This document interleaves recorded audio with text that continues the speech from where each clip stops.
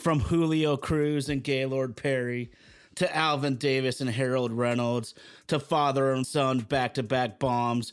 From Junior J, Joey, and Edgar with Randy, A-Rod, Dan, and the Sheriff to Ichiro Moyer and Mikey C to King Felix, Kyle Cruz, and Cano to the present with Julio, Gilbert, Kirby, and Cal. I don't believe it. It just continues. My, oh my, it's another sports podcast.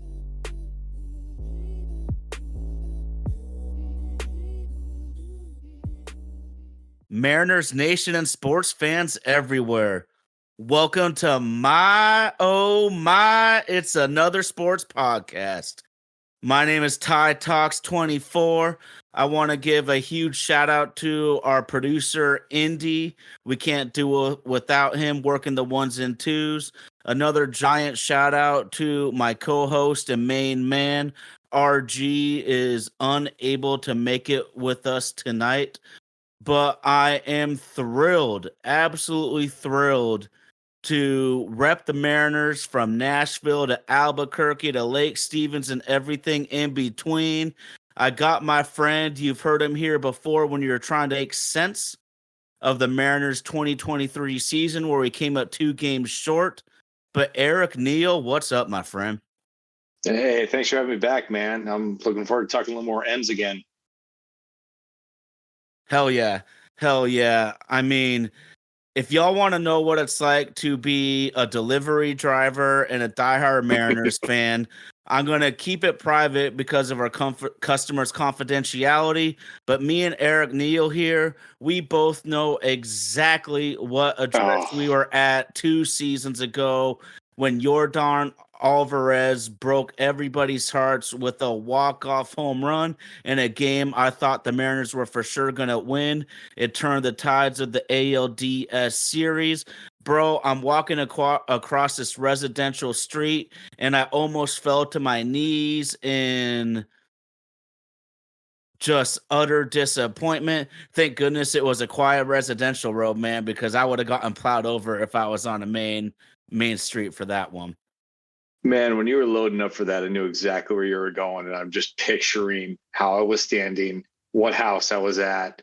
Luckily, I was getting out. Didn't have to cross the street, but I just stood there for probably in real time a good 2 minutes. And if you just stand for 2 minutes and don't do anything, it feels like an eternity. I just kind of stood there going, you got to be kidding me. Like Alvarez, of all guys, just the killer. Like, oh, yes, I know exactly where I was at. Well, it was also a losing week so far for the Mariners. My great friend I've known my entire life, Keith Adams, was on us last week. And he was talking some shit about the Twins, and I reminded him this is the hottest team in baseball. It's a 4-game series on the road. Don't be surprised if they beat us 3-1. That's exactly what they did, Erik. But the key to a winning team in baseball is you're going to lose. You're probably going to lose a couple times in a row. You got to stop the bleeding. You got to bounce back. We got thoroughly embarrassed on a Thursday day game, 11-1. But we traveled from Minneapolis all the way back to Seattle. And that very next night, we kicked the shit out of the A's and win 8-1. Talk to me about the Twin Series, but also I just want to point out the resiliency of a good ball club to put the embarrassment behind them, bounce back, and get the job done. So I'll start with the Twin Series because I believe I think right before we played them, they snapped a 12-game winning streak. I mean, these guys aren't scrubs. They're good. And even if it's not names we aren't quite as familiar with, that you can't sleep on them. And first game was close. The bats went quiet, which unfortunately they've done quite a few times this year. You know, game 2, Cal has the monster grand slam. Now they did come back to tie it, and then the bats woke up again, end up winning 10-6. You know, great. Another close game. And then, you know, our pitching has been great, but Logan didn't have it that game. And oh my goodness gracious, it showed. And I hope, I know we haven't gotten there yet, but I hope at some point during the season, if we have one of our stud starting pitchers have an off night, which is going to happen, we're all human, it happens, that we can all of a sudden bludgeon back and come back like, oh, they got 5 on us in the first. Okay, we're going to get 6 on you in the second. Hopefully that'll happen. It's a long season. We'll see what happens. But the frustrating part about that fourth game was we had an opportunity to split a series with a very good team on the road and just got railroaded, just got destroyed. But then coming back this weekend with the Oakland A's series, it was very, very nice to see them get off the mat, win that first game, because traditionally that's not a game the Mariners, I won't say win, but just inspire some confidence, show some goodwill. Like they actually got up off the pitch great hit. It was a great first step to being like, baseball is, okay, we had a bad game, wipe it off. We have 162 of them. You can go 0 for 4 for 3 strikeouts. Next game, 3 for 4 with 2 home runs. So work towards that. So it was very nice to see him get up off the mat and get a series win finishing today. So it was a very nice bounce back after the Twin Series, which, was a little bit of an eye opener, but, it's one series, it's a very long season. Got to keep going. Absolutely. And speaking of that Friday night game, I got to give a big old Brian. Woo! Yes. Because that dude, you always wonder when a guy's making his first major league start after being injured. He was embarrassing AAA hitters, which I would kind of expect from a pitcher of his status. But to come back up to the major leagues that quickly and look like an absolute stud. The A's are not chopped liver. We're only 3 games better than them, basically. They're 500, yeah. Yeah, feisty bunch, and I'm actually kind of proud of Oakland just from a sports perspective. We know they're about to move. We know their owner doesn't give a shit. The fans are in flux, and Eric, we totally get where they're coming from, and I'll never tell a fan how to feel or how to act because we had our NBA team stolen from us. And at the time that they moved to Oklahoma, they were the only pro team that had won a championship. Oklahoma stole our only championship team at the time. So I'm not going to tell A's fans that they need to show up. I'm not going to tell them that they're wrong for staying home. Just do what you feel as a fan. But mad respect because those guys are playing some salt and vinegar baseball right now. I have a bunch of notes here about some positives from the hitters because me, RG, and my boy Keith basically spent last episode trashing the Mariners hitters. It's not like it's completely undeserved, but I was going to say rightfully so. But there's always a little bit of hope somewhere if you look into it. Is there any because we know what the pitching's done. The pitching saved our asses over and over and over again. Yeah, they got clobbered 2 out of the last 4 games. But I look at Minnesota, I believe there was like 3 or 4 unearned runs out of the first 4 or 5, and then they did a wonderful job attacking on. You're down like 5-1. You feel like you could come back, but that's where good teams tack it on, put it out of reach, and now you're playing for tomorrow. But long-winded way of asking you, Eric, who in the lineup have you been impressed with so far this year? Rojas. I should say 2. Rojas and Cal.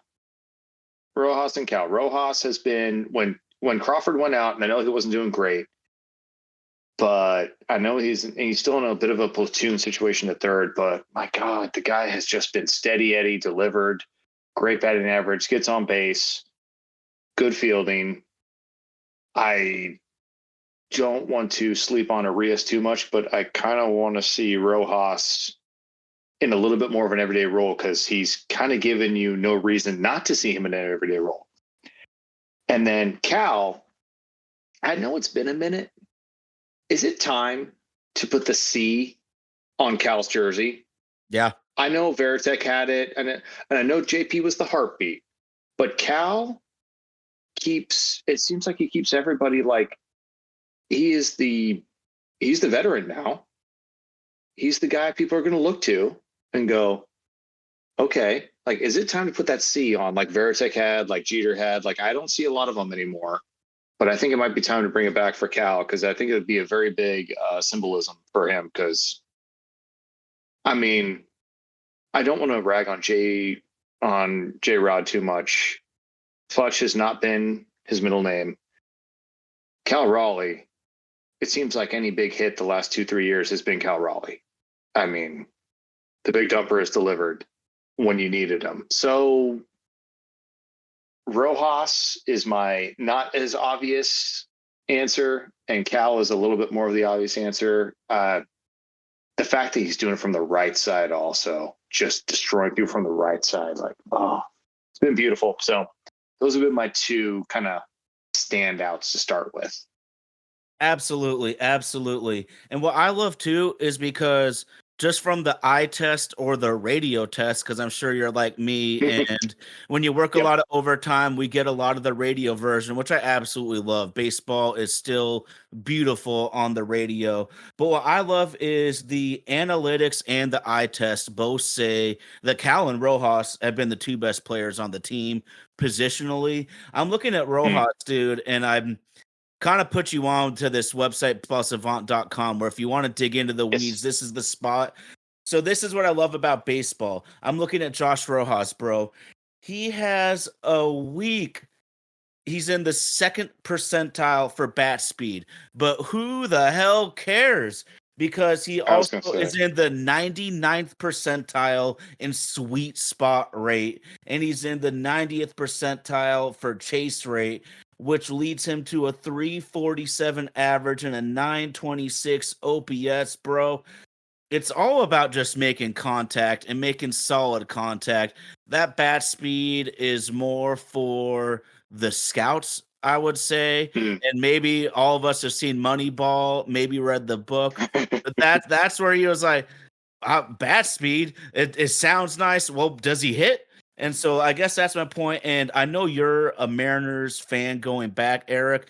It looks like Josh Rojas might be our next Mark McLemore type I've been touting. And they've been doing it because we need Urias to get some at bats, because he has the track record to get going and be a positive player on the ball club.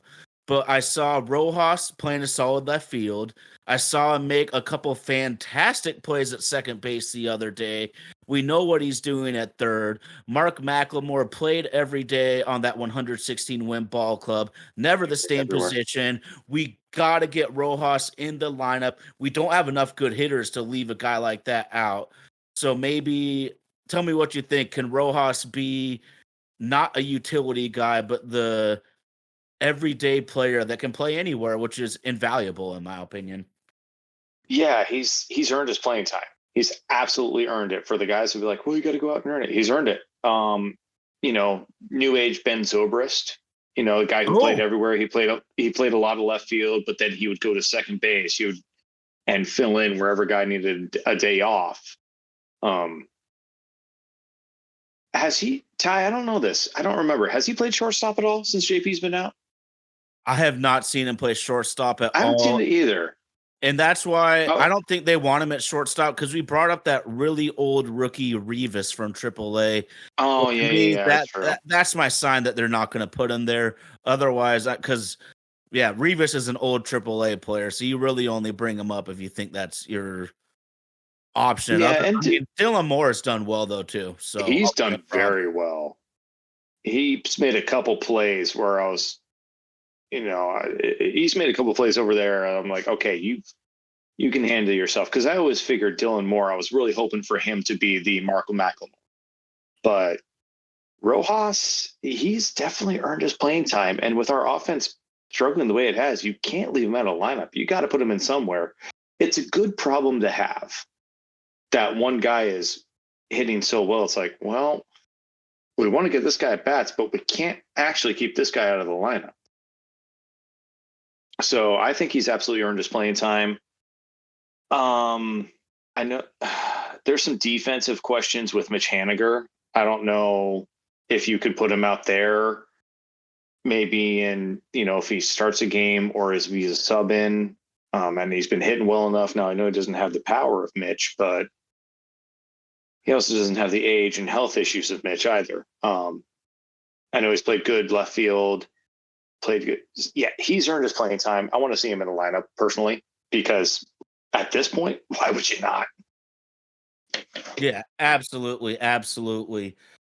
So it's funny that we kind of just mentioned, and a lot of it is just from the eye test as fans, but you dig into the weeds a little bit, bro.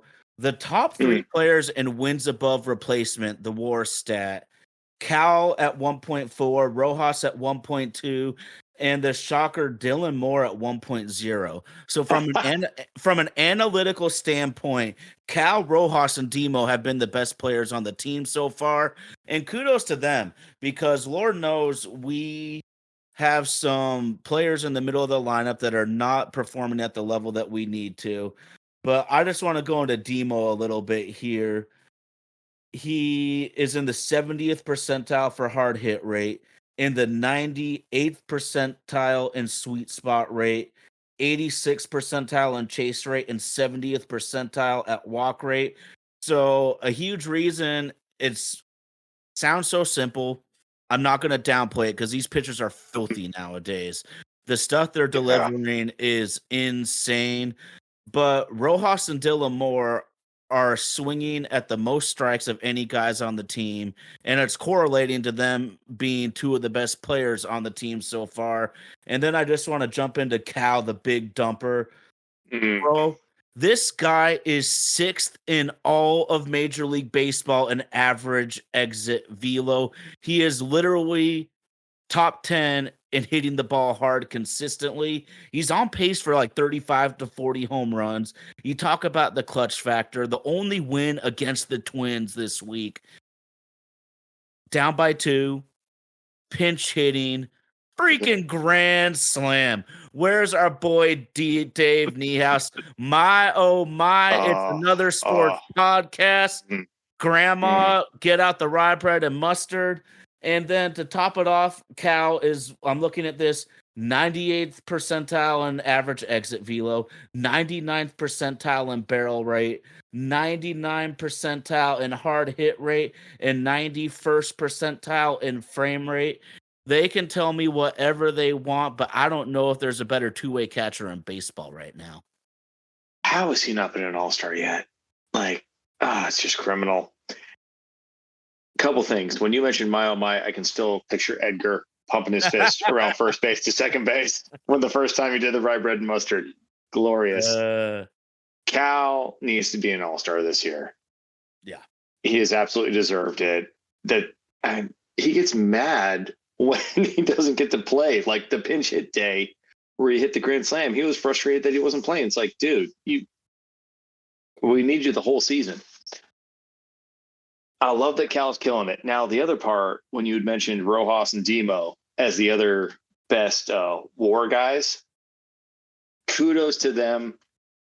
That's a problem. If they are your next guys, I love them. Don't get me wrong. I want them to do well. I mean, they're two guys you root for, but when you look up and down the lineup, if those are your next two guys, like, okay, shoot, no wonder our offense has been struggling the way it has. They're great, but you want them to be the complementary pieces. You want them to be the, tie it all together. You want them to, after you've gone through the core of your lineup, and then these guys come up and you're like, oh my gosh, I still have to be careful. Oh gosh, I still have to be careful. I love a guy that makes contact. I want you to make contact, put the pressure on the other team to make a mistake. Everything's moving so fast nowadays. These guys are so fast. Well, okay, maybe not Cal and France, but they're so fast. Everything happens so quickly that I feel like you have a better chance. Just make them make a mistake, but you can't make them make a mistake unless you hit it in play. Rojas and Demo have been doing that. They've been getting it in play. Demo is one of the faster guys, maybe in the league. Like he could probably be put up against most of the guys. I still remember when Billy Hamilton was doing his thing. It's like, well, yeah, but he doesn't get on base that much. Yeah, when he does, it's great. But Demo's really showing some. He's showing that he needs to stay around also, which is another one of those good problems to have. But I love that. Yeah, Cal needs to be an all-star. And I guess my message to anybody is take the 5 minutes, take the 30 seconds, take whatever time you have on a lunch break, a break, whatever, and vote for Cal to get to the all-star game this year. Because my goodness, when you look up and down the catchers in the MLB, there are good ones. I'd take Cal over any of them, at least on the same level. He is one of those players that we have who's on the same level as any all-star on any team. To me, personal. Yeah, I'm with you, man. I'm with you. I'll go as far to say that Cal can run for president, and I'd vote for him. Oh, in a heartbeat. It's funny though, and it kind of is frustrating at the same time because you made such a poignant comment there, dude, about our middle of the lineup hitters not producing, and that is a major problem long term. I'm a huge believer in any sport at any level that your best players have to play like your best players. And I'm looking Haniger in terms of WAR minus 0.7, France minus 0.5, Garver minus 0.4, and Polanco minus 0.1. Those guys are supposed to be raking, doing damage, and being winning difference makers, and they're all playing worse than an average replacement player. So obviously those guys all need to pick it up. Luke Rayleigh has quietly busted his average up to 240. I think we're going to see him get a lot more at bats. If you look at his splits from last year, they're startling. I don't have the numbers in front of me right now, but I remember thinking to myself, yikes, this guy is really going to only hit against righties, and that's fine. You know, we don't have the 97 Mariners or the 01 Mariners lineup right now, so we'll just have to deal with that platoon situation in multiple positions. And then there's a huge elephant in the room that a lot of people are talking about, Eric, and we might as well jump into it. And that is the biggest star is Julio Rodriguez, obviously. And so it's been somewhat of a tough season for him so far. He did have a home run and a double on Sunday. The double was almost a home run. There's like 13 miles an hour wind blowing in. So on most days, it would have been 2 bombs. But before he even had that big day today, Eric, I decided to go into the Google StatCast to really try to give myself an idea what's going on with J-Rod. For starters, there's always going to be strikeout in his game. There's going to be strikeout in most hitters' games in today's era of baseball. Tony Gwynn ain't walking through that door anytime soon. Oh. But I'm looking at Julio, bro. I'm looking at him. His hard hit rate is 12% higher than the league average. His average exit velo is in the 91st percentile, which is 24th in baseball. And it also is the highest average exit velo Julio has had in his entire career.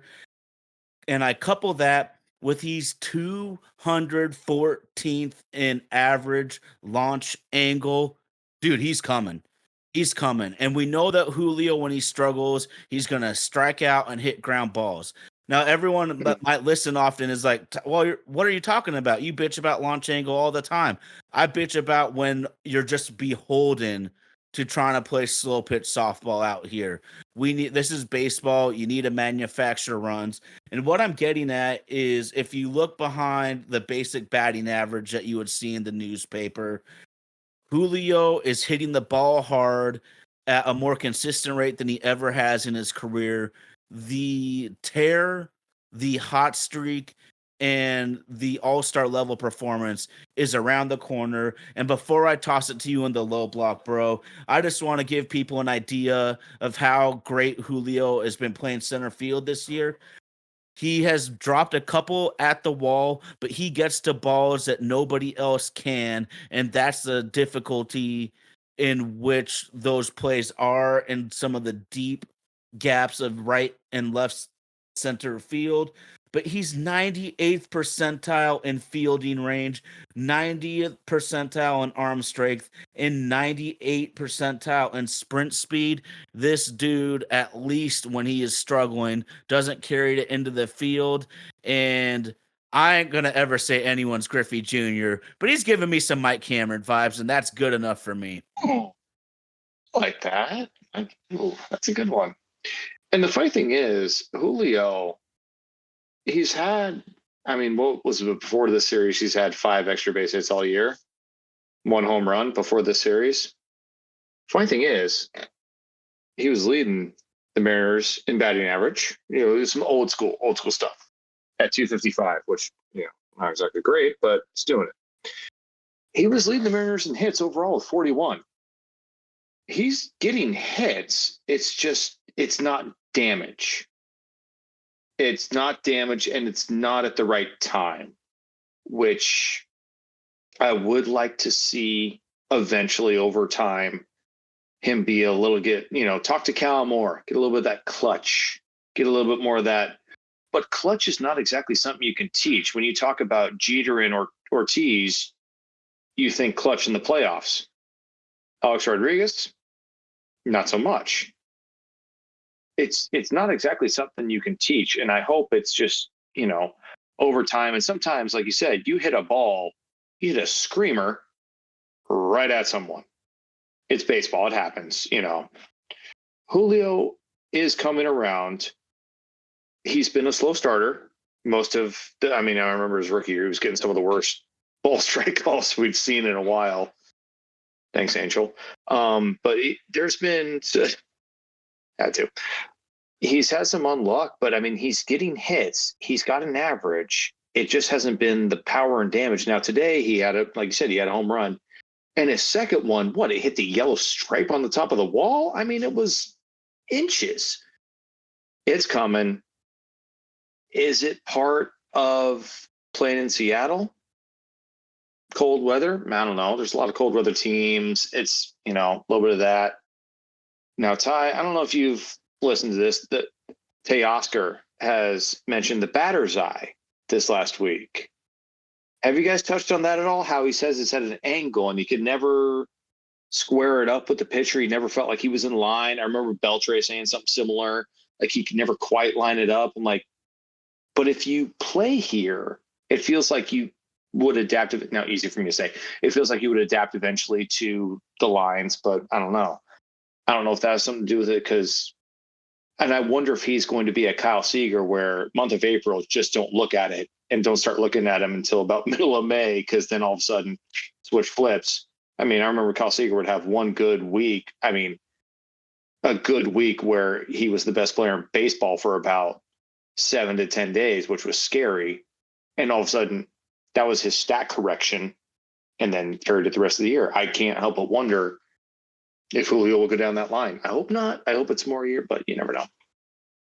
Well, if Major League hitters of Teoscar Hernandez is saying that it's affected them, then it obviously is, because that guy is a master. I think so. Is he going to strike out 200 times a year? Absolutely. Absolutely strikeouts in his game, but the guy's a masher. We saw in the playoffs 2 years ago when you were just talking about that run where he had 2 home runs in one game at Toronto. The guy mashes. There's no question. Yeah. That's a huge thing. But also, your ballpark, the other team has to play under the same conditions. And so, according to Google StatCast, T-Mobile Park is dead last in terms of park factor helping hitters, and it's really not even close. T-Mobile's easily the hardest stadium to hit in. And then I decided, let's go a little past Google StatCast, and I just took 2 of our best young pitchers, for example, in what T-Mobile can do. Because remember, like I said, it goes both ways. Logan Gilbert this year on his home away splits, he's given up 23 hits and 5 home runs on the road. He's given up 11 hits and 1 home run at home.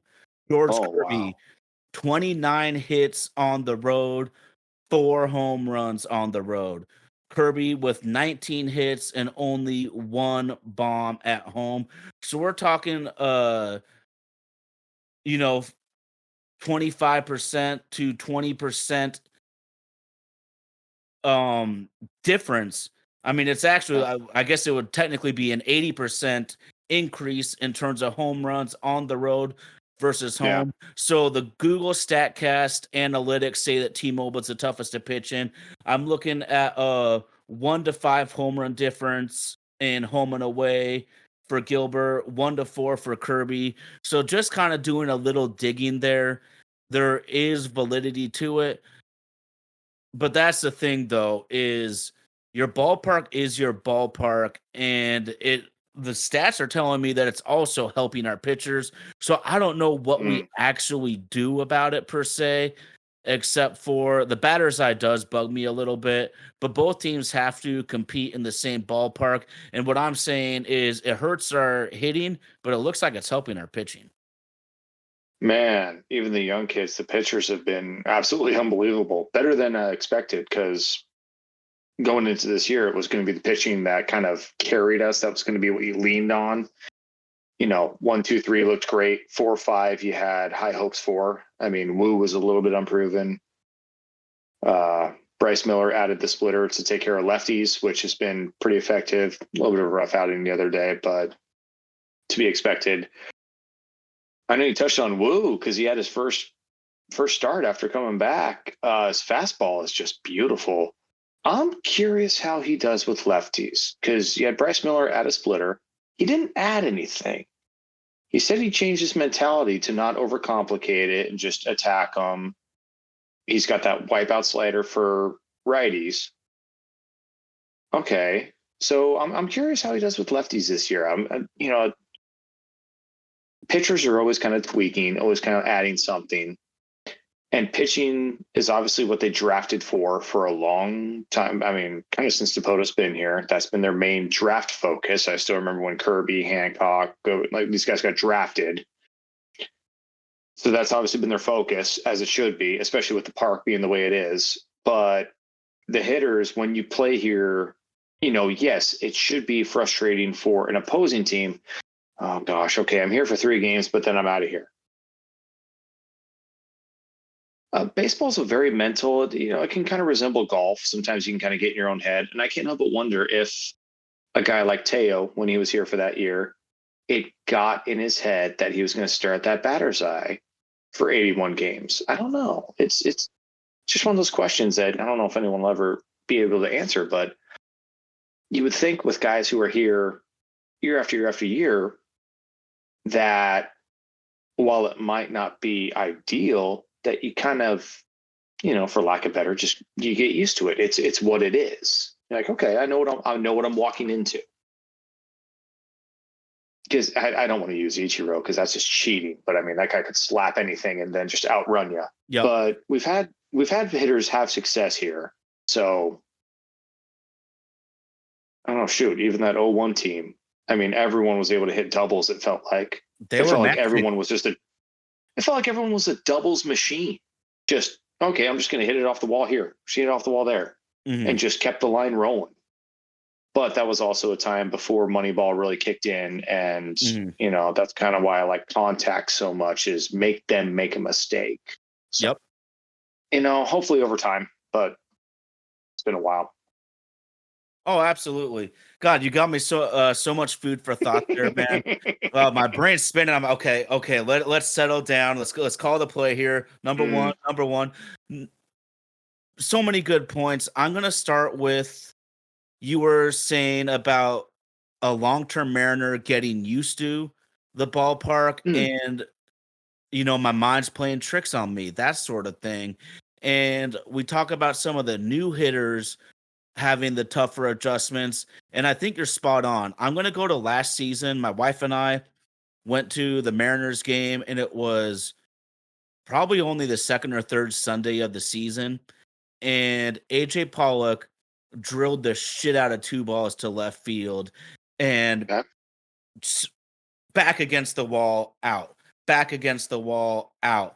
And it was the best seats I'd ever sat in before. We were only a few rows behind the dugout. And you know me, like I could see it, and you could just see it in his body language, like, you've got to be shitting me. That's a home run and 29 other He ball crushed it. right Yeah. now. Yeah. And so I'm just yelling, hey, it's all good, AJ. It's all good, AJ.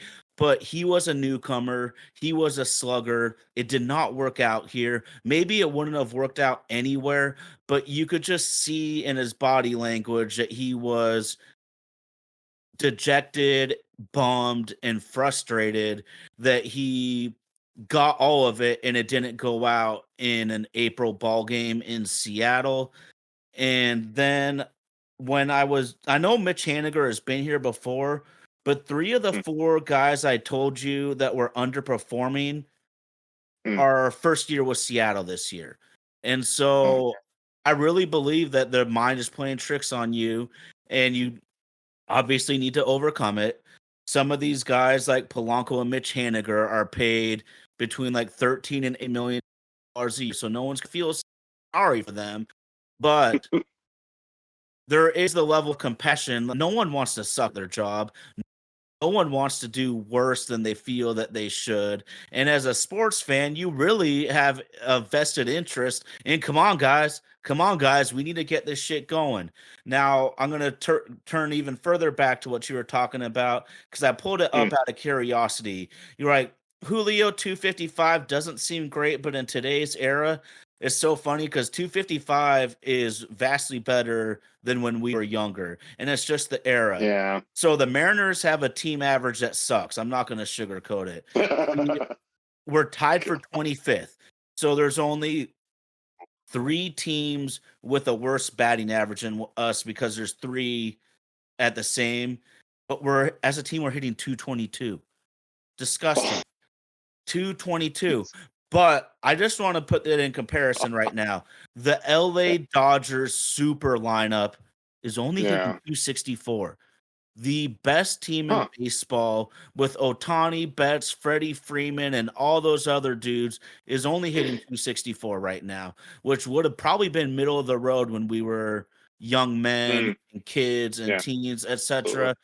So part of it is just the era that we're in between the pitching, the analytics, the ultimate outcome, etc., etc. But that was such a great point. 255 is not as crappy as we thought it was way back when. And part of it is just the times that we are living in as a baseball 1 out of 4. community. Yeah. Yeah.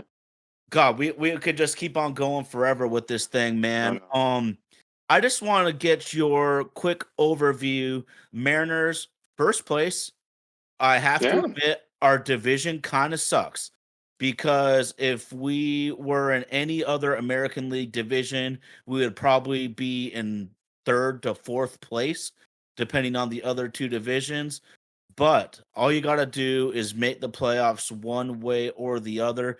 At 22 and 19, oh, Mariners fans, I'm gonna go for it here. That's Oh boy. 53.7%. We're almost at a Oh 54% come winning on, percentage. dude.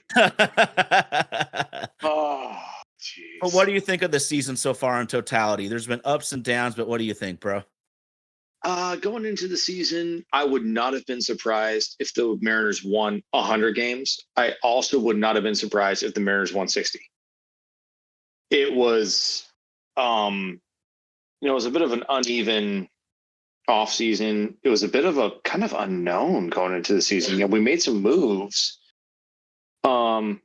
Nothing spectacular. Now, let's be fair. Aside from Otani, there wasn't really much spectacular on the market this year. It was one of those years.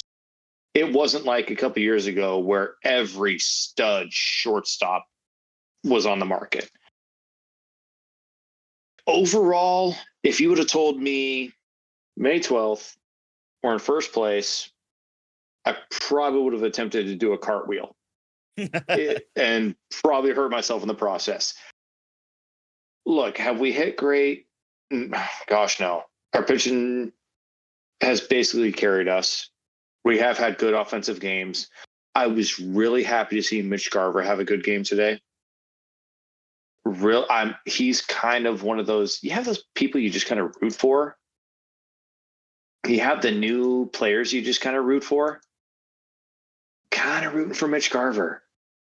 Like he had a good game. He had a homer. Drove in Dylan Moore in the first.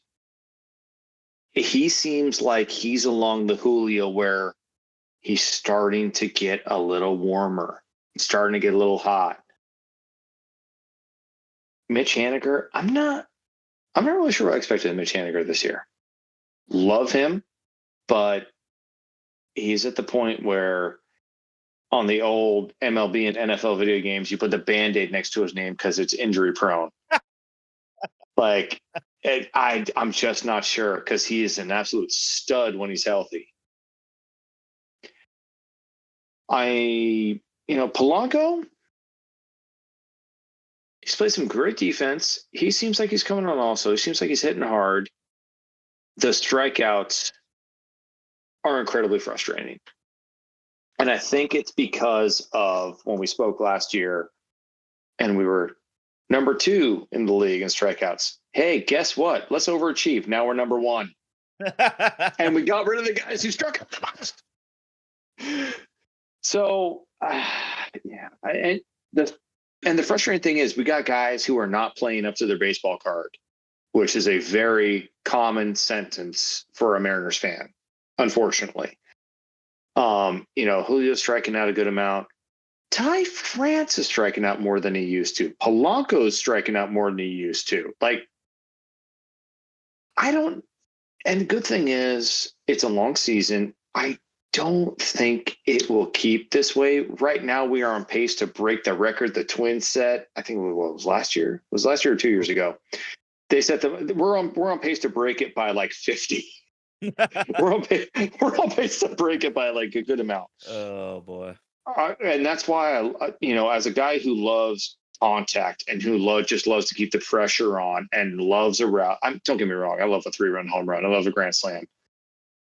But again, it feels like it's demoralizing when 5 guys get a hit and you get 3 or 4 runs out of it where you're just going, son of a gun. It doesn't matter where I throw them. They're tagging it.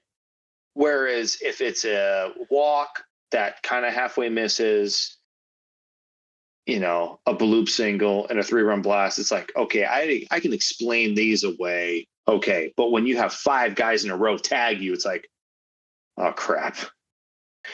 So I would like to see the strikeouts come down. I think there is a little bit of pressure on Jerry because that's been his moniker. They tried to solve it. At this point, it hasn't reaped the benefits. It's still early. It's a month and a half. But overall, I'm still going to come back to overall. If you would have told me we're in first place right now, cartwheels. Like, you're kidding me. It's after a month in the season, we're still in first. Cool. Well, we're Mariners fans. We've seen so many down years. It's like I always say, it's not easy being a Mariners fan. You got to really love this team to stick with these dudes. And that's what we do, man. That's what we do. I'm not going to front at all. I love me some Seattle Mariners. But as Seattle sports fans, we don't want these years where we're just kind of, it's like having a banana before dinner. Can it just hold me over till dinner is ready? Yeah. Like, we don't want the Mariners to just hold us over until football starts. I want to be gung-ho about the Mariners while football is going on. Now, that's when it's really, really fun. Mitch Haniger, he's down to 203. He's struggling. Full admission. Oh. Full admission, I didn't have the courage to look. I didn't want to look because I can't do it. I'm also a huge fan. I'm with you. But not only do we want these guys to perform, we need them to perform. Now, there feels like there's several elephant in the room when we're talking Mariners lineup right now. So you mentioned something off air that I'm going to bring up right now, and I'm just going to ask you, point blank, Hmm. does Ty France give you enough production for a first baseman? Initial gut, no. However, I think I am looking for the days of the big. I wrote down first base. Where are the big dogs? Where is Jim Thome? Where is Frank Thomas? Where is Derek Lee? Where is Ryan Howard? Where are the big dogs? Where are the first basemen who are big targets, athletic enough where they put their foot on that bag, can field, and then when they come up, it's like, uh-oh. They just don't feel like they exist right now. I know there's a handful. I know Freddie Freeman's been doing it a while. Awesome. Paul Goldschmidt been doing it a while. Now, what I found interesting is I just pulled up the top 100 MLB prospects, and I was looking through it earlier today. And I was like, who's coming up as a first baseman? Everyone coming up, it feels like stud pitchers, which every team needs stud pitchers. Stud pitchers is offensive linemen. You can never have enough. You need every pitcher you can get, which is why I am very happy they did not deal any of our pitchers in the offseason. Granted, that does mean you got no return, but okay. Anyway, so the first one that comes up was Samuel Basallo from Baltimore, number 14, and it was catcher / first base. So it's not even a true first baseman. And this is the top 100. The first one's Jackson Holiday, came up, struggled a little bit. I'm sure he'll be fine. Paul Skeens made his debut already. I'm sure he'll be great. Had an okay outing. The first baseman you get to is 14, but it's a / It's a catcher. So, which means who knows? I mean, and then at 21, you got another Baltimore Oriole. Third base / first base. Both Baltimore. Man, they're killing it. So keep scanning down. You don't get to a true first baseman who's only listed as a first baseman until number 36.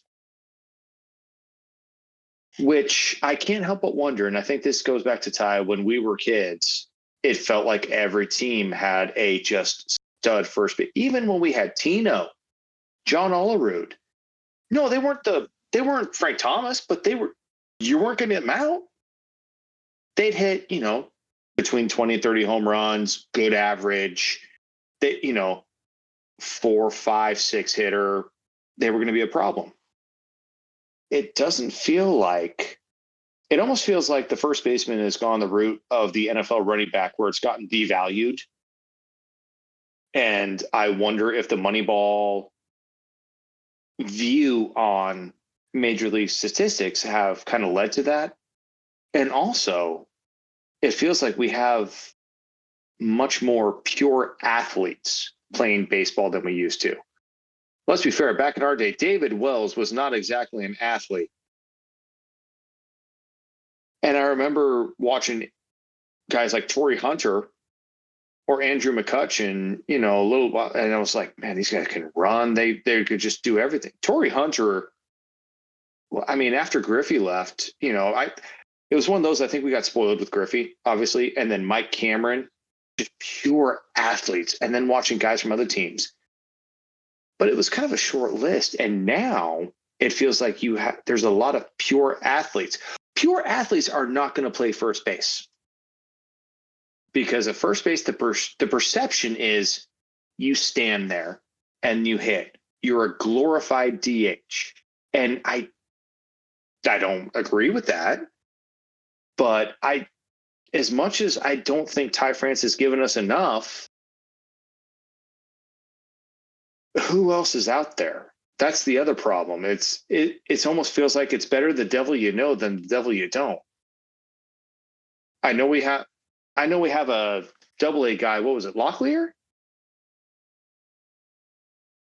When you bring him up, you better be sure. Don't do it too early. Is Ty France giving you enough? No. Unless you can somehow get Pete Alonso, I think he might be the only one that might be available on the trade market this year. looking through the list, I don't really see anybody else that's even worth kind of, everyone's got their people they like. I mean, would you trade Emerson Hancock with Ty France for Pete Alonso? That's the I know we have rumor. 5. That's the rumor. Yeah. I would. I know we have 5. Oh, trading pitching. And you want to know Trading what makes pitching. it tough for me too? Is Yeah. Pete Alonso is going to be a rental. And so I was banging the table this offseason. Trade for Juan Soto. I don't give a shit if he's a rental.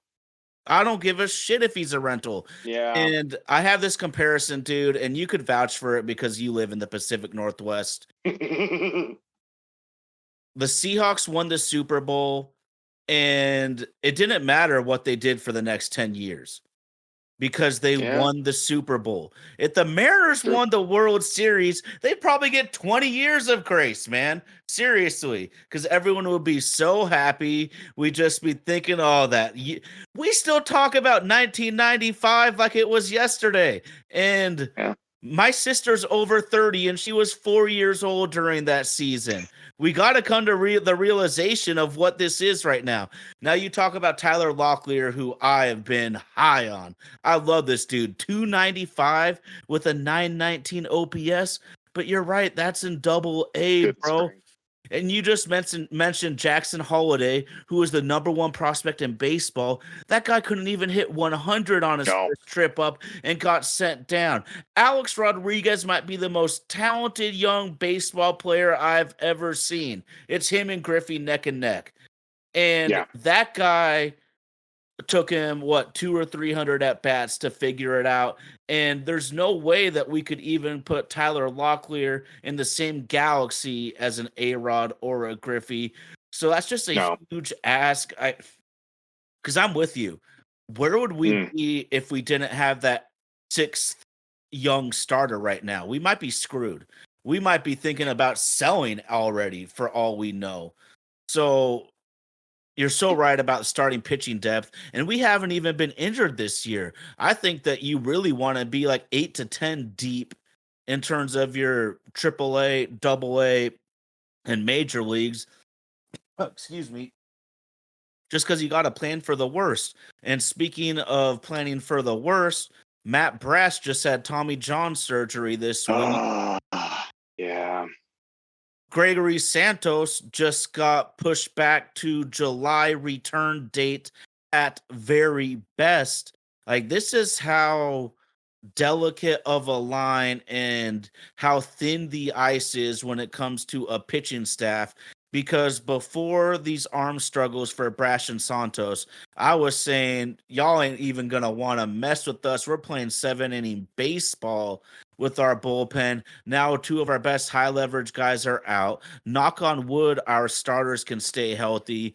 I know that we always criticize the way pitchers' arms are babied nowadays, but the Mariners' track record for injuries kind of speaks for itself, and they're going all out, max effort every pitch. I heard John Smoltz he is obviously the top analyst, does the World Series games now. Even the great Hall of Famer John Smoltz said he didn't do max effort every pitch when he was kicking ass and taking names. They just run a baseball team differently nowadays. So, I mean, I guess we just got to kind of put that in perspective that guys like Nolan Ryan, Randy Johnson, those are the ultimate outliers. Don't bring those names up when we talk about arm preservation because those guys are different animals. We got to protect our arms. You are so right on the commodities that they are. I mean, if you don't have a good O-line, your offense is going to suck. If you don't have a good starting pitching staff, your team is going to suck. And I couldn't agree with you more on that. So, Eric, I'm looking ahead just the next 3 series.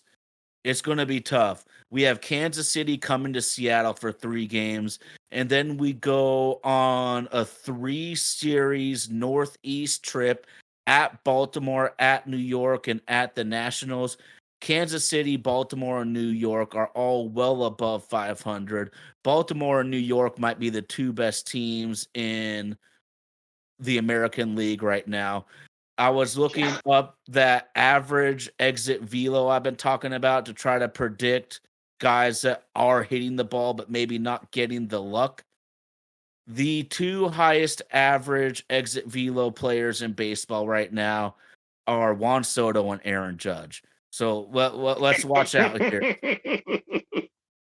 That shit ain't fair, man. That's like having Griffey Oh and Edgar back to gosh. back. But I guess my question is just give me an outlook on the season going forward. And basically what I was pointing at, our next 3 series are going to be really tough ones where our guys are going to need to be up to the challenge. Man, okay, so the first one is, I want you to keep you on track. First one's the Royals, right? First one's Kansas City. Royals at home. Royals at home. When did the Royals become so scrappy? They, it's one of those teams that you're weirdly proud of, kind of like the A's. You're like, yeah, you had your World Series win. Still jealous. When did they? Good on them. They've had a great home record. They're 10-9 away, so hopefully you can take a little bit of advantage. I really hope our bats can. I don't need them to have 15 runs. Timely and consistent. Get some consistent contact. I'm good with you hitting it hard. If it's, second baseman, shortstop make a spectacular play, okay. Really curious how Miller and Wu will do. Miller coming. Well, actually, you know what? After the starts they've had, Kirby and Logan also, they haven't gotten knocked around like that in a while. Minnesota knocked them around. I mean, Kirby has, what was the one I was reading? Kirby has Maddox control plus 6 miles an hour. I mean, it was a debate. Will Kirby have more walks or starts this year? So here's my thing, dude. I just want to interject really quickly because I've been thinking about this. So you step inside the batter's box, and there's a comfortability when you're in there if you know the guy has great command. Now, Kirby has such exceptional command. And I say command. He doesn't have control. He has exceptional command. It's time for him to be what I call intentionally wild, because we know he can bring it back. You have to put the fear of God into the hitter when they're at the dish.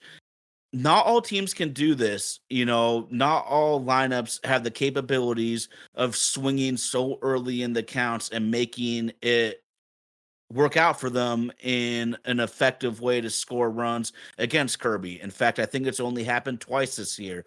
But when he's gotten roughed up, it's the Twins and the Twins and the Guardians. No, you were right first time. Sorry.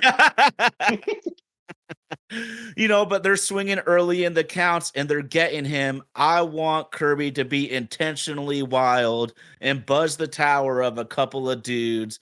Let them know that you can't just dig in here. And I'm not going to suggest this for every pitcher, because not every pitcher I have like the extreme confidence in that he can dial it right back in. We know Kirby is so exceptional with his command that I want him to be intentionally wild now. Just a few times in a few key spots, especially early in the game. Let them know that this is my diamond, not yours. And just your thoughts on that would be my coaching suggestion. I feel like Kirby needs I hope you remember this. He needs a Don Wakamatsu, Felix Hernandez moment. You know what I mean? Walk called Felix out. It's like, you're better than this, dude. Because he had a couple starts where he looked pretty average. And then all of a sudden he goes on a stretch of like 10 games, 7 runs, 1 earned, or no earned. And of course, that's when we were maybe scoring 1 run a game. But all of a sudden, Felix flipped a switch and he was untouchable. I feel like Kirby almost needs a little bit of, okay, you have the command, you have the control. Now it's time for you to be a bit of a bulldog. And pardon, you need to be a little, Buzz the Tower, you need to be a little bit of an asshole. You Yeah. need to kind of like get in there and be like, no, mine. He's got the stuff. He can do it. It's that next step, because he takes that next step. Sorry, Castillo, you're starting game 2. If Kirby can do what his stuff looks like and what we think he's capable of, he's going to take control of the rotation, which, oh my gosh, would that be amazing? And then the next series was it New York, right? Or was Washington second? Oh, so I didn't then have it pulled after up. that, it's at Baltimore and at New York. At Baltimore, Oh, at at New Baltimore, New York. York. Oh, Baltimore. Oh, man. They give their splits away and home. Doesn't matter. They win. They have such a good young lineup. And the frustrating thing is when I go back to that top 100, they still have, let's see, 1, 2, 3 in the top 20. And then you go to number 23, whatever they've done, it almost feels like they're trying to be the modern day Houston Astros. Now, this is obviously before the cheating scandal, all the stuff, when Houston lost 100 plus for 3-4 years in a row, drafted wonderfully. They did. I mean, they drafted great. They traded great. They got the right prospects. And then it led to 7-8 years of success. Baltimore feels like they are going to be a problem. Now, I loved the way we played against Atlanta. I mean, you got studs, but Acuna is having a rough year. He's having a rough start. And I know I know we have Julio's having a rough start. So is Acuna. So is Bregman.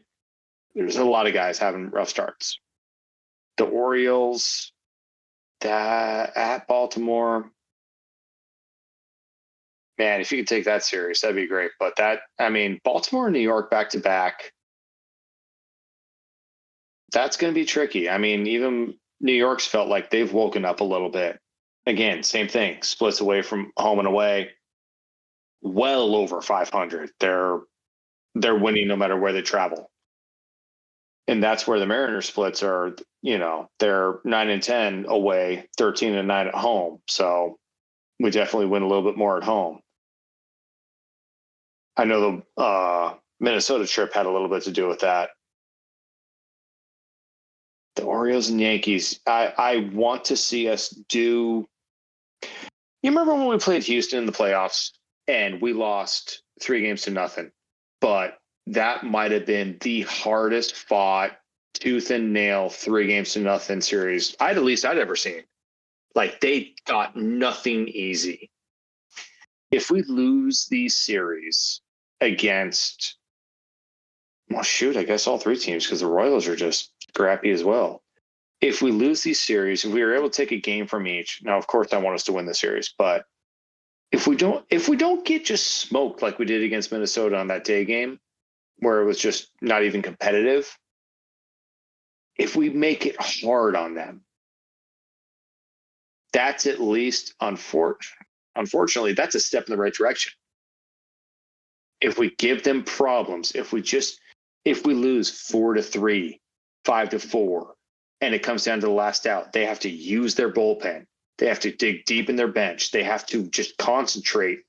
And it's not, 7-1 in the 6th, like, oh, we can just cruise control it. No, I want it to be hard on these teams. That doesn't always translate to wins and losses in this game, but I do want it to be hard. If we can be hard on them, I think, be a tough out, I think that would be a step in the right direction. And I'm here to say we'll do it. I think just so. it's gonna be tough, but you know what? This is Major League freaking baseball. You're gonna have tough series, but you're right. We beat the Braves, we beat the Rangers. We can beat these good teams. We just have to play our brand of baseball. And obviously, Mm. the bats need to wake up. But you know what the bottom line is? My, oh my, it's another sports podcast. And resting up in heaven, Dave Niehaus would tell us, have no fear. The Mariners are here. And we're coming to do some damage. It's not sexy. There's a lot of warts so far, but you said it, man. We're in first place a quarter of the Mm. way through the season. I always say that just make sure you get to 25 and 25. Would I like to be 30 and Oh 20, yeah. 50 games in? Of course, I want to be 30 and 20, but just make sure you get to 25 and 25 and you give yourself a chance for the last 112 games. I'm pumped though, man. I'm pumped. And Mm. I think the huge thing is because as sports fans in general, especially Mariners fans, there's so much about this team that we've been critical about, but we're still standing in first place. I don't think we've seen the best baseball out of this team at all. No, If not we at can all. just get our veteran hitters to, like you said, can they just get close to their baseball card? We just need some solid production. Right now, we're getting terrible production out of some of these guys. Just give me some solid production, man, and we're going to do some damage. I'll take this pitching staff over any pitching staff in baseball right now. Just get to the damn playoffs, man. Get to these short series, and we're going to put the fear of God into some of these teams, but it's going to start by taking care of business against Kansas City this week and a Mhm. really tough Northeast road trip. But you know what? The hell with the Yankees. The hell with the Baltimore Orioles. Man, Yankees. keep your East Coast bias out there. We rep the Mariners around here. We don't care if y'all forgot about us every single year. We don't care that we missed the playoffs for over 2 decades. That was then, this is now, bro. And I feel this team is going to shock some people that don't know what's going on up here in this Northwest cocoon. Mm. Well said. Well said, sir. I am very much hoping. Yeah, I'm tired of the East Coast biased. I'm absolutely tired of it. I'm tired of feeling like we live in Southeast Alaska, and I'm very hopeful that Julio does have a turnaround because unfortunately, I mean, we've seen it with the Seahawks. We need some big personalities and some big stars to get a little bit of attention on us in this part of the country. We have to travel more than I think any other MLB team. Yeah, and it's just geographic. I mean, the closest is California. It is what it is. But then you have two in Texas. It's and that's your division. And it kind of feels like we're kind of the AFC South of the MLB right now. No one really wants it. But again, it's only May. Thank goodness that Houston has had so many pitching problems. And you know what? You brought up a good point when the Mariners have not had as many. Yeah, Matt Brash went down. That's just frustrating. We have had relievers go down. Wu had a little bit. Man, I think I play fantasy baseball. Shane Bieber out. And I think I've had 5 pitchers on the IL 15 day, which IL 15 day is a load of garbage. That means they're out at least a month, if not more. The pitching injuries are very prevalent. And I think it does have something to do with so much specialization, so much torque on the arm. And like I said, John Smoltz even says, like, we weren't trying to throw 99.9% every pitch.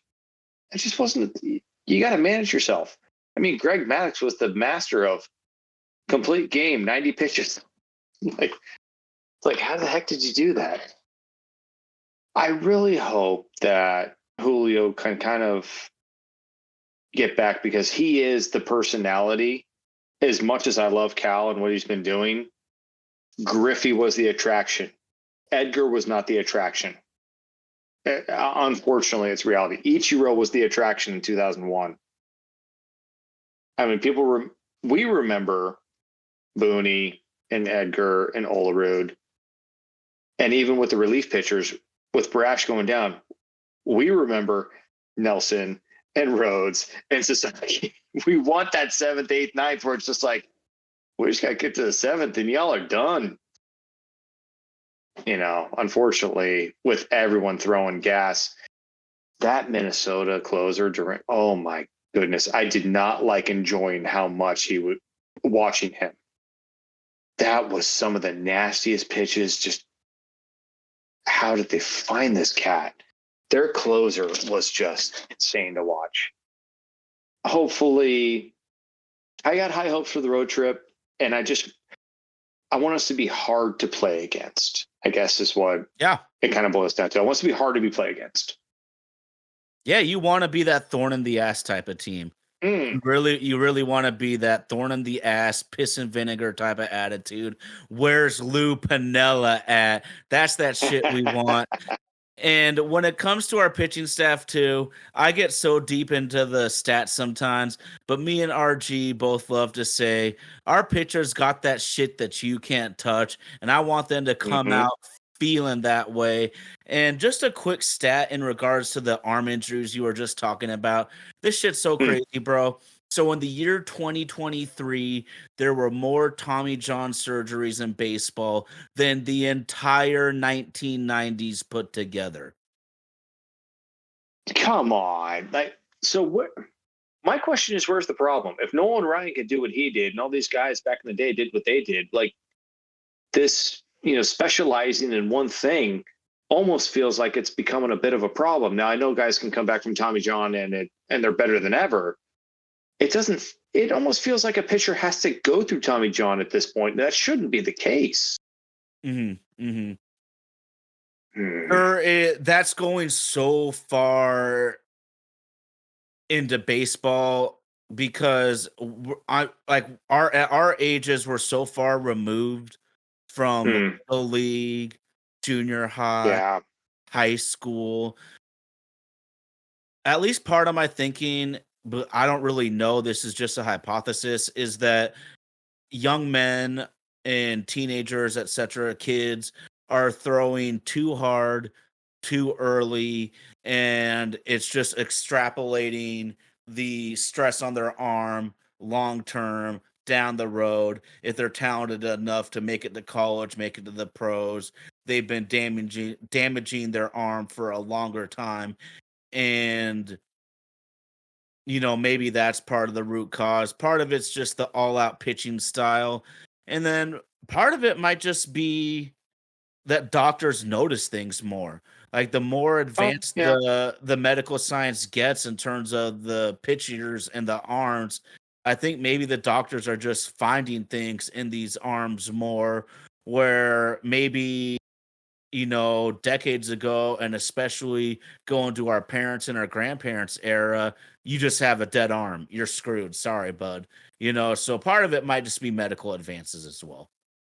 I do have one theory also that is, I'll say it's an unfortunate theory, where you have a kid who's a very good athlete and they can play at the advanced level in what they do. Baseball, football, basketball. Well, the world is the world. The parents can only afford one. Pick one. I don't like to say it out loud, but sports for youth cost a lot nowadays, and it's pretty frustrating. But I can see that being a issue also, where it's like, you're a great athlete, you can play rec ball. Like I purposely never did any of the specialty because I wanted to play all seasons and have as much fun as possible, because I was also very aware that there was always someone better than me. I could keep up with them, but there was always someone better than me, but I have fun. But when you have some of these elite kids who are pretty noticeably above and beyond, and when the parents say, well, you can specialize in one, you can't specialize in all three, we just can't afford that. And now that these seasons are year round, which is still a little frightening, pick one. I can't help but wonder if that plays into the arm injuries, because they've put a lot more strain on it at a much younger age than if you were just kind of playing to have fun, if you were playing the true kids game. you know, That's it's interesting. just a theory. Yeah. Well, that our era is just like you said. You played sports with the seasons. You play football and Yeah. soccer in the fall. You play Yep. basketball in the winter. You play baseball in the spring and summer. And it's kind of like you're 100%. saying though. Like if you're into football, you don't just you're doing 7-on-7 and spring leagues and shit like that. If you're playing baseball, you're on travel teams. You're going all over the tournaments. Yeah. Like even the best ball players at any given sport weren't necessarily like playing like that. And so Mhm. that's a really good point. And part of it is an era thing. Part of it might be like you were talking about the expense of sports. What about the expense of college nowadays? Like if you could find any way Oof. as a parent to offset the cost of college for your kid, you need to take advantage of that. So there's a ton of different factors. And I just want to be on the record. I'm all for specialization. Do whatever you want to do or what you want to play, etc. But I'm glad that we were born in the era where you just kind of played the sport in the season. That's interesting because I'm I'm all for do what you want to do. I definitely don't think kids should specialize because we seen Russell Wilson have the success he had. He was a baseball player. He got drafted even. We've seen Patrick Mahomes, and we've seen, oh man, what was that defensive end from North Carolina? Oh, I forget. Thank you. Yes, he played. I remember him playing for North Carolina basketball, and there's been so many guys. It feels like it works a different part of maybe even your brain. Not sure about that, but different muscles, especially. I definitely, I don't like to see a 7-year-old specialized. If you're going to specialize when you get closer to high school age, you know, and this is just personal opinion, of course, I would like to see you do as many different things as possible. And now, if you want to specialize, if you have the opportunity to and you talent to, okay, yes, of course. I would still encourage kids to do as many different things as possible. Experience it, work different muscles, work different part of your brains, work your lateral as a, don't do the same thing every day. Shoot, with our jobs, our bodies have gotten used to what we do every day. And then if we try to do what we did in high school, we would die because our bodies are not used to it anymore. So that's kind of why I'm a very big do a lot of different things. If you want to specialize, you'll have time. And I guess that's my best. You'll have time to specialize. Do it. Oh my, it's another sports podcast. We don't have my main man RG to be talking shit about our beloved Seahawks right now. But since we have a fellow 12 in here and my friend Erik Neal, we brought in Indy, our unbelievable producer on the ones and twos, doing damage like always. I'm going to pass it to you in the low block first, Indy. We touched on this earlier, but we have Erik in here and he's got some knowledge on the situation. Just tell me a little bit about what you think any of these draft picks could do to help out the team in this upcoming season. Well, I mean, I'm going to go ahead and skip Byron Murphy the second because I think we all know what we should expect from him. And that's a disruptive force in the pass rush up the middle. I mean, he led the FBS or tied with Brandon Dorlus in the FBS for pressures. He's a beast. Side note, Brandon Dorlus played high school football for a year with my brother. So in Calvary Christian School, Calvary Chapel Christian School in Fort Lauderdale, Florida. So, congrats to him going from, a scrawny guy that couldn't make the roster to an NFL draft pick and a pretty accomplished college defensive lineman. It's pretty cool. But I think the most intriguing pick to me is one that I wasn't exactly the most thrilled about when it happened, just because I wasn't educated on who this guy was. But the linebacker out of UTEP, Tyrese Knight, I think that one that pick intrigues me a lot, honestly, because we have 2 one-year rentals projected to be starters at the linebacker positions. And we potentially have one of their replacements already before they even took a snap for us. So that could be huge right out the gate for us. And the way this guy sees the field and with the speed that he diagnoses what's going on and then just attacks the ball, it's like an animal, honestly. It's uncanny. That dude is quick. It's like he just turns off his brain and it's all instinct. And it's exciting. It's exciting, man. I'm excited to see that guy in a Seahawks uniform. And we're going to need guys that know how to get to the ball, especially with running backs like Blake Corum being drafted into our division. That's going to be brutal. But I think that Knight's going to have a unique role in the defense early on. I think Mike McDonald is huge, like extremely high on this guy, like extremely high. I think this was a majority Mike McDonald pick here. And I'm excited to see how that translates onto the field. Anybody pique your interest over there, Eric?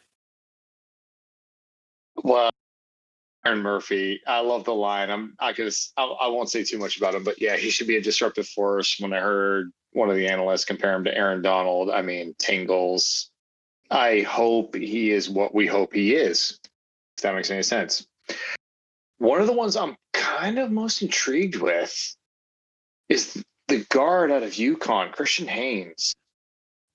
Now, I kind of want him to solidify maybe the right guard, but I think maybe a bigger positional question, at least for me, is who's our center? Is it Olu? I'm just going to call him Olu because I can't pronounce his last name, full disclosure. When you have a stud center, it feels like it kind of calms the rest of the line. It calms your quarterback and it kind of solidifies everything. It is the glue. Anyone can put bricks down. Can you put the mortar in between? Can you? And I'm kind of looking at our roster and I'm like, is it Olu? He played a little bit. And then I wonder, are they going to put Christian Haynes there? I've heard that they might try him there. So that's the only reason I'm coming up with that.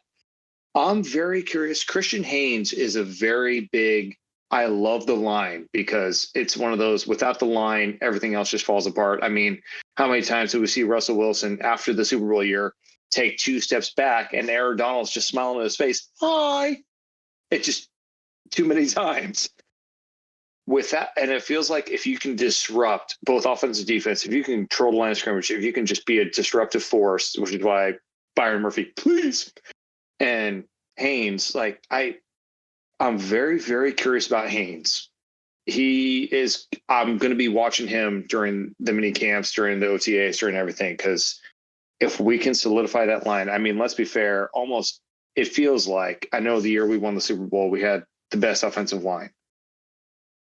Even when you go back to the NCAA, which has its own problems, different podcast.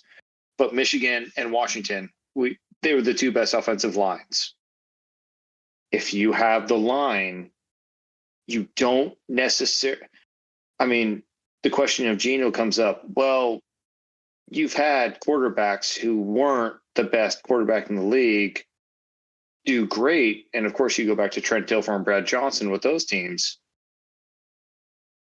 I really want the line to be solidified, and I'm curious. Center is the one I'm going to be watching the most. Greg Haynes, how do they use him? Olu, this is only his second year. Is he our center? Oh, we'll see. Organizationally, they want it to be Olu. There's no question about that. I think so. This makes perfect sense. And honestly, I really hope it's him too, just from the standpoint that it feels since we traded Max Unger, we've been getting 1 year Band-Aids at center for almost a decade now. And so it would be really nice from a team standpoint, like you were saying, having that center, the leader of the offensive line, to be a young player that can be with us for numerous seasons, because we've been putting a Band-Aid 1-year veteran in over and over and over again. And you said it, it's a crucial position, not even just from the physical standpoint, but like you said, the leadership and the knowledge is crucial. For me in the Seahawks draft, it was simple. I'm no draft analyst, but I do love college football. I do love NFL football. And it was all about fortifying the trenches, which both of you have kind of been getting at. We were fortifying the trenches. Byron Murphy, I just remember from that Sugar Bowl game against UW. UW was fantastic, but that guy was freaking awesome. He was that guy that everywhere. just jumped out. Like, I went to my brother's house and they had a few friends over for that game, and we're all just saying, "Who is that dude?" And so just stoked about that pick. And just from a value standpoint and looking at me wanting to fortify the trenches, just according to the ESPN prospect rankings I looked up right here, they have Haynes as the number 1 guard we got in the 3rd round. Oh, That giant Polynesian from Utah, Laumea, they have as the 4th ranked guard we got in the beginning of the 6th.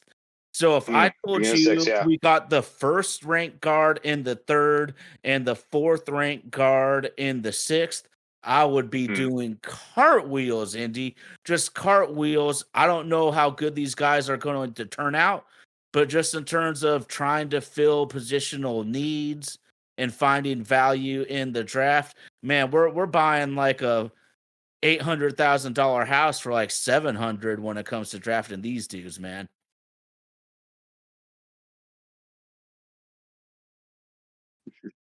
Big time. And to switch it over to a not big boy position, Yeah. DJ James, I consider a steal as well. I saw a lot of people project him 3rd round, 4th round mainly, but I even saw him as high as the 2nd. Like, and we got this guy in the 6th. I mean, I mentioned it before, that 4th and 31 against Alabama, being on the receiving end of that and being the one to give it up is never going to help your stock in the draft. But I mean, that can't be the only reason he fell that far. Like, he was one of the players that was drafted like furthest away from his projections in the entire draft. Like, a lot of people were wrong about him. We don't know why. The teams do. They know a lot more about that. We'll come to find out. But I'm excited about him. I think he has all the tools to make it at the next level, especially inside at that nickel position. He's got the, like, from what I've seen about him and looked into him, his fluidity and that side to side speed and the change of direction is there. It's just about learning how to utilize his hands and not getting antsy and jumping routes too early and shit like that. There's a lot of that he did, but I mean, all in all, that kid has every tool that you need to make it. The speed, the that side to side quickness in the NFL today as a nickel cornerback has never been more valuable. There is more speed in the NFL today than there has ever been. I mean, think about the Chiefs, the Dolphins, like the Ravens, the Cardinals, like all of these teams are built on speed. And we need guys to combat that. I mean, we got Woolen, who's a freak, the freak out there, but can never have too much speed. Yeah. Reek Woolen, he's interesting. I'm curious because he had a great rookie year. He made the name change. I feel like Reek has been drinking his own Kool-Aid. I feel like he has been reading the hype and kind of believed it. Cornerback is going to be a very competitive room. We still have Kobe Bryant. We still have Trey Brown. Not the best. Reek is... I want Reek to stop reading and start playing. I want him to come up and make a tackle and make a hit. I want him to come up and be aggressive.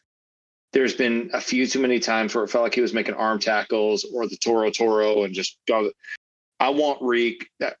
This feels like Reek's contract year. I don't know if I haven't looked. I don't know if it is, but this feels like his homie, you better prove to not just the Hawks, but the other teams that you're worth a contract. Because it really felt like you had a great rookie year. And yeah, you're fast, you can cover, but it feels like you do it when you want to. We need it every single play. So Reek is a curious case. I don't want to say that I'm down on him because that's not accurate. But he is one of the ones where I'm like, homie, you better bring it because you got a new coaching staff to impress. These aren't the guys that drafted you. Remember when Pete Carroll came in, he cut his boy from USC, White. He cut Hushmanzada, who was making a bunch of money. Like, this is a different group of guys. And there's some guys that got drafted. Him, D. Eskridge. There's a couple guys like, you better show up. We'll see what happens, but you better show up. If you're going to make the name change, you better warrant the name change. I fully expect a bounce back year from Woolen. And it's kind of what you said, because he was a fantastic rookie.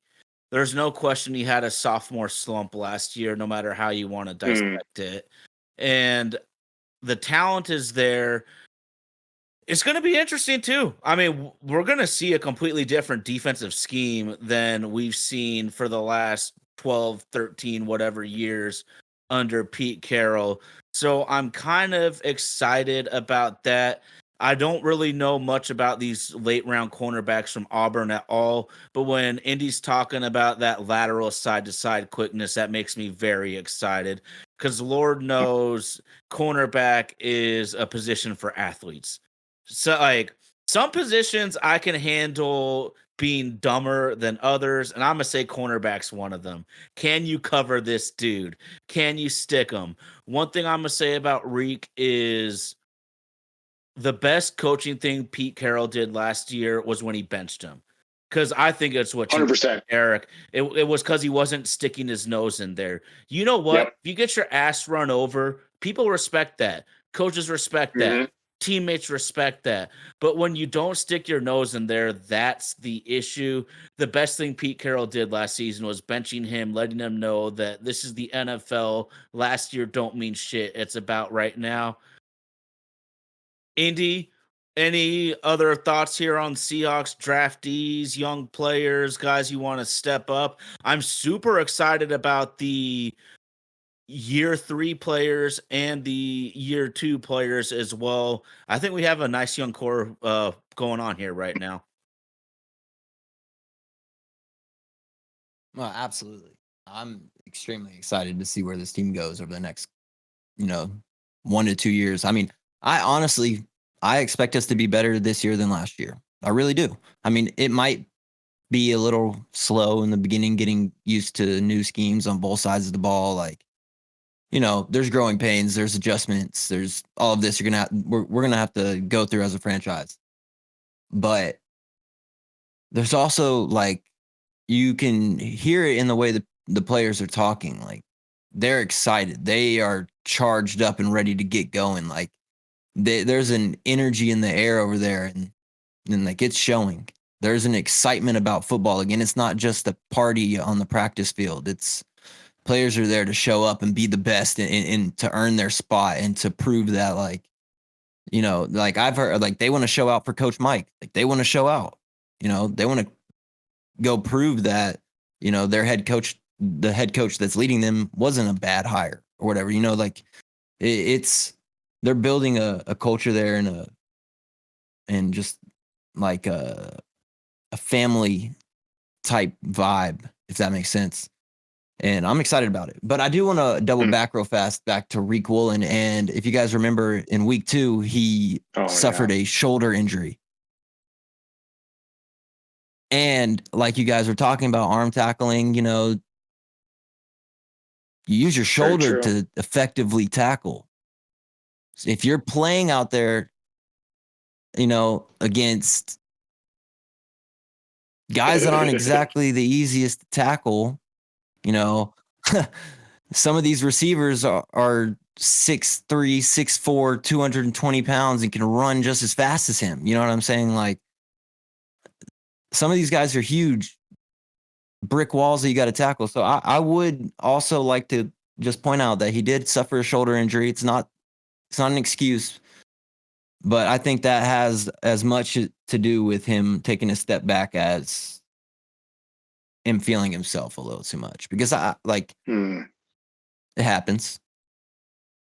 You go from being someone that no one really knew who you were going into being drafted, you get drafted, and all of a sudden you're constantly being debated online everywhere as who's better, Sauce or Reek, Sauce or Reek, Sauce or Reek, for a whole year.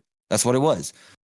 And it was supposed to be who's better, Sauce or Stingley, Sauce or Stingley, not Sauce or Woolen, So yeah, I can see it. I can see it getting to his head a little bit, but I'm not worried about him personally.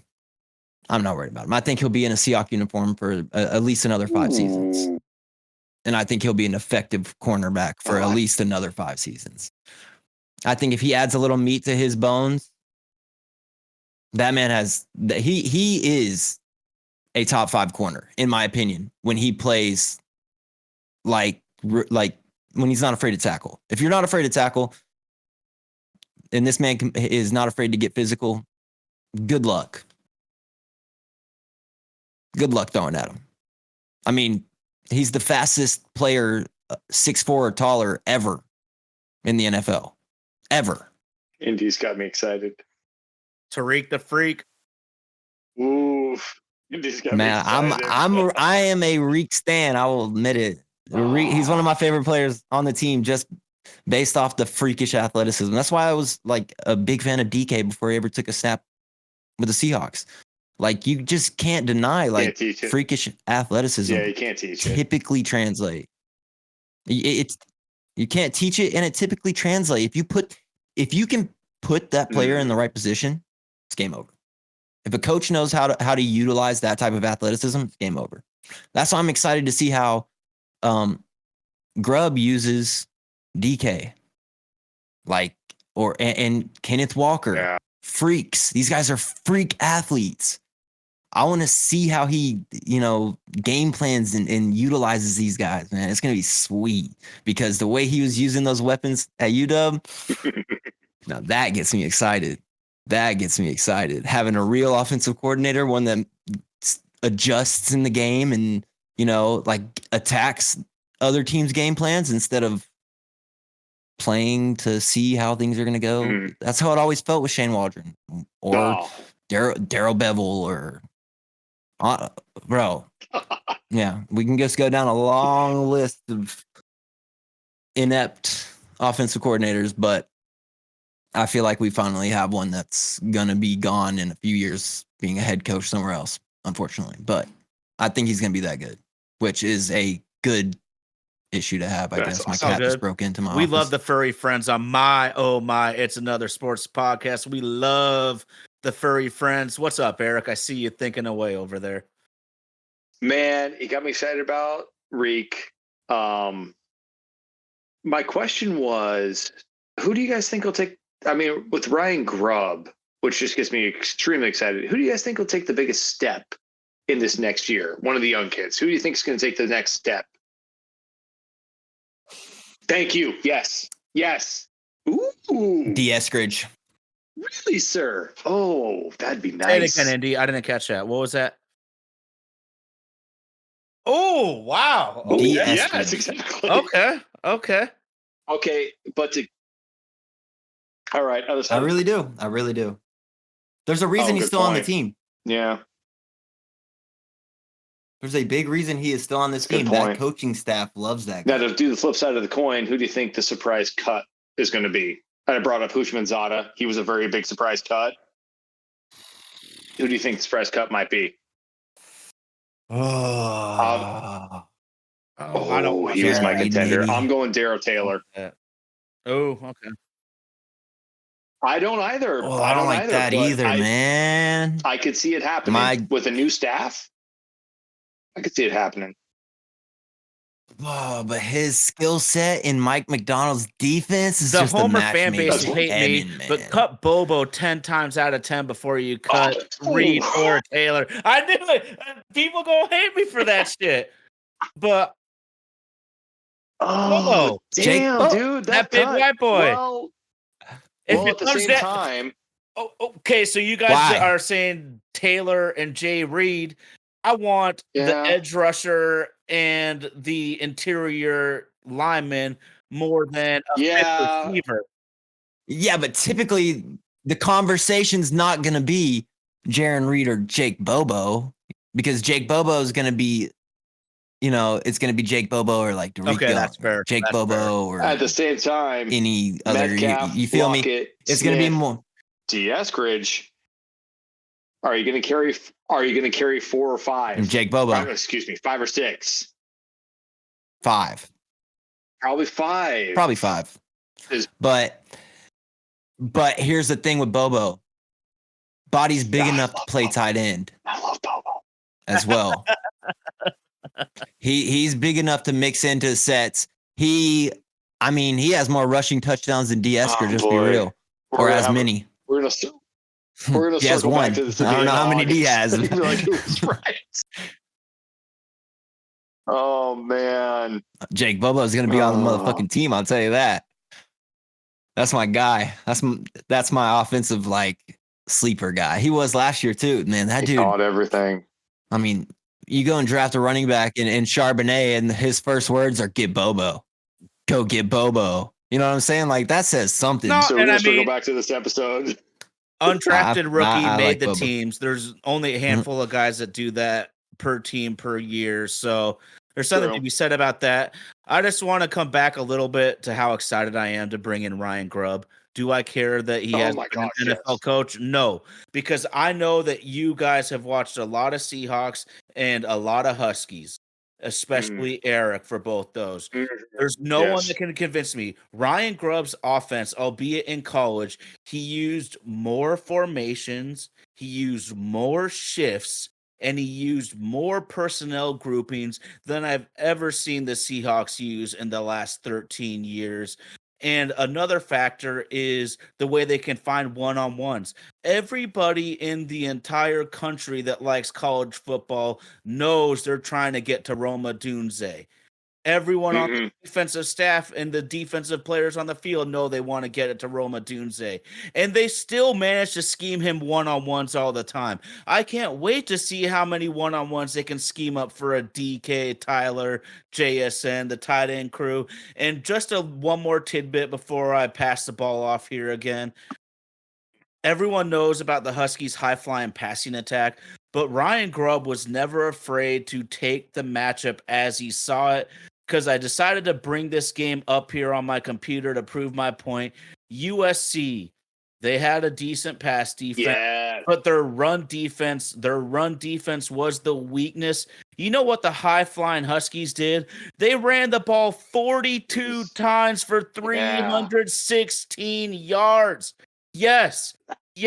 Remember that game? Indy, you were saying, just feel it out. Blah.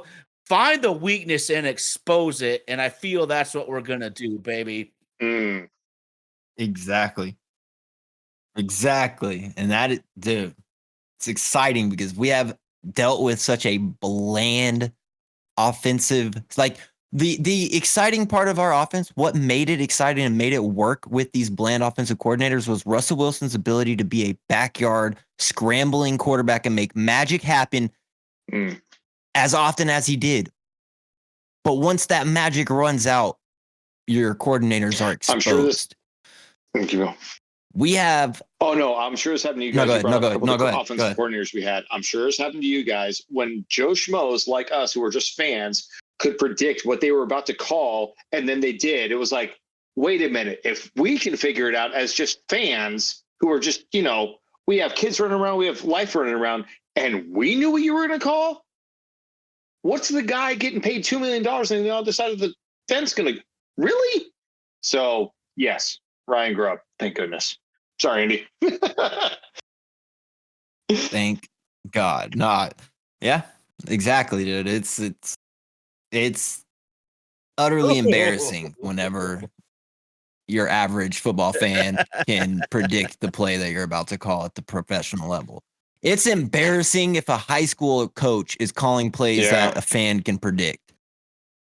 Because if a fan can predict it, that high school coach across the sideline from you is going to be able to predict it just as well. There has to be You have to mix it up. You can't, like, obviously you're confined to your playbook, but that doesn't mean you show everything at every game.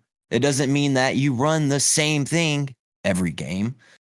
Each team that you're facing is different. Like, I don't remember what game it was or what documentary I saw it on, but I heard Bill Belichick discussing a game plan for a game. I'm pretty sure it was against the Colts. They ran like 5 sets on offense and 2 formations on defense. They hadn't run all year. They've been waiting to use against the Colts. Like, we need people, we need coordinators that are thinking about this like a battle plan. And each week is a different enemy that has different strengths, different weaknesses. We have to figure out how to use what we have to keep them off guard, to keep them off balance, to keep pushing them back. You know what I'm saying? That's what we need to do, is to constantly be on the attack on both sides of the ball. And once we have that mentality and have the ability to do that, it's game over. It's game over. I mean, you think about the Patriots of the 2000s. A quarterback that could make anything happen at any given moment, and a defense that was going to be insufferable. What'd they do? Win a fuck ton of Super Bowls. Oh, Don't you have an opinion accurate. there? That's so annoyingly accurate. That's the thing. I mean, the Chiefs have gotten good over these last couple of years when they had a defense that just wasn't a sieve. They've always had the offense, but you have to have both sides of the coin. Bring it back to the Mariners. You have to have both sides of the coin. You need both. You can't just have one. You can't have a roll beater on one and a sieve on the other. It just doesn't work. That's why I'm really hopeful that Byron Murphy will be the, oh my gosh, Aaron Donald, like, I don't even want to say it out loud because that's talk about high hopes. Control the line of scrimmage. Can Geno Smith be a Super Bowl quarterback? Yeah, I don't know about that. Honestly, I'm not sure. But if you can control the line, facilitate. I don't like the term game manager. I think that's a little, You take the open pass, because I'm sorry, those first 3 Super Bowls, Tom Brady, it's not like he was chucking it downfield all the time. He took what was there. I still remember when Phillip Rivers just beat us because he just kept doing 7-yard passes the entire game because that's what was there. It'd be just like 20-17, whatever it was. I don't know if that's score. Take what's there. And I think these guys are so highly skilled that they think they can make the miraculous play every single time. Sometimes just take what's there, keep everything moving. You can't hit a 7-run home run. You can't do it. You got to keep the line moving. Baseball and football, same thing. Keep the line moving. Take what's there. Keep the chains moving. Keep the line rolling. Now just please go out and do it because we're Seattle fans. Oh. Amen. My, it's another sports podcast. These two have getting me chills right now, and we didn't even have football for another several months right now. Is there any closing arguments y'all would like to stamp on this thing right now? Do I think Geno Smith is a quarterback that will win you a Super Bowl? I don't know. Is Geno Smith a quarterback that can be coached to a Super Bowl victory? I think he is. I think Geno Smith is a guy that is humble enough to be coached, to take what's there. And, we had a quarterback for a while that wanted to make a miracle every play. We won a Super Bowl with that quarterback. So it's possible to win that way. Yes. I mean, Patrick Mahomes is that style of quarterback. He can make a miracle every play, but he has a balance. If his first read's open, he'll take it. He won't just try to make more happen just to make more happen. There's a balance. But I think Geno Smith is a quarterback that is humble enough, cerebral enough, and talented enough to be coached to a Super Bowl victory. And I don't think he's going to be signed to a team to be the guy to take them to the Super Bowl. or to put them over the top. But he's going to be signed as a guy that will do his job, that will make the plays necessary, that will lead his team on and off the field. That's who Geno Smith is. And, when we first turned the keys over to him after the Russ trade, I wasn't the most excited, but that dude has done nothing but prove people wrong. Since he started in Seattle, he has done nothing but prove people wrong. People said, Geno's your quarterback? Yeah, 5 wins, 4 wins. Good luck. Have fun with the Cardinals down there in the bottom. What happened? Playoffs. Next year wasn't exactly how everybody expected it to go. We expected to be a little better, but what did we have on the other side of the field from him? A strainer that you could run through. What were we last in the league in run defense? You can't. Oh gosh. Twice in a row. 2 years in a row. Terrible. But what gets me excited is the fact that we have so much talent to the point where we played such piss poor defense for so much of the last 2 years, and we still have a winning record. Good point. Piss poor defense. Defense wins championships was the saying I heard my entire life. Our defense has been trash. We can have, Tyler, you've said it many times, if we can field an average to a little bit above average defense, this team will go so much further. This team has a legitimate shot at winning a Super Bowl. Our offense has weapons at every level. Really does. If we can field an average to above average defense, who's going to stop us? That's a really good point. Being able to be coached to a Super Bowl. That's a really good point. I mean, we had the guy who always wanted to make the spectacular play, and as soon as he wanted to make the spectacular play every time, they didn't sniff the Super Bowl. It's a really good point. Exactly. You want to put a stamp on this thing, bro? So I guess my final will be Indy. Got me excited about Woolen and, Geno, the hopeful. Mariners, I guess my final stamp will be, how do I put this? You need to earn our business. And what I mean is they now have complete control over Root Sports. After this year, what is watching Mariner games going to be like? They have one of the highest revenues in all of MLB. I think they had 86 million, maybe a little bit more last year. I think they were, if I was reading it right, they were the highest revenue team, maybe second, but one of the highest revenue teams in MLB. I'll just say that. You're making money.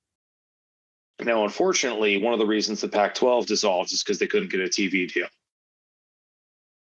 And this kind of comes back to, will the TV deal that the Mariners get affect their ability to put a competitive team on the field? That's a lot of money in a TV deal nowadays. Is it going to be streaming? Are they going to do a deal with MLB? After 2024, it's a little hazy. And a lot of it was they're going to need more fan interaction. You want more fan interaction? You better earn it. Did you earn it this year? Ish. They don't need to get the biggest free agent every year. That's not realistic. And there's been so many free agents that just don't pan out. I'm glad they didn't sign Chris Bryant.